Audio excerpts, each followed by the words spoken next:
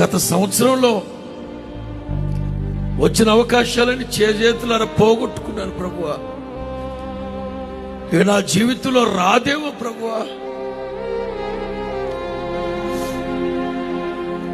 బాధపడకు. నశించిన దాన్ని వెతికి రక్షించడానికి ప్రభు ఈ లోకానికి వచ్చింది.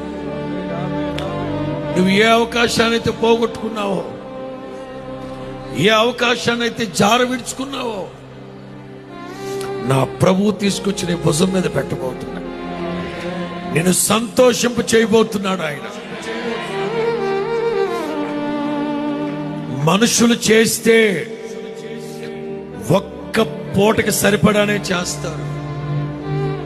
అబ్రహాము హాగరికి చేసింది ఒక్క పూట కూడే, కానీ బోయజు ఆవిడ జీవితానికి సరిపడా ఇచ్చాడు.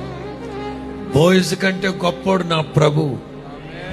బోయజు కంటే గొప్పోడు నా ప్రభు. ఏ అర్ధరాత్రి అయినా అపరాత్రి అయినా 100 మందికి పెట్టగలిగే వైభవంతో నీ కుటుంబాన్ని, ఇంటిని ఆశీర్వదిస్తాడు. చాలినట్లుగా కాదు, గిన్నె నిండి పొంగి పొరినట్లుగా ప్రభు దీవిస్తాడు.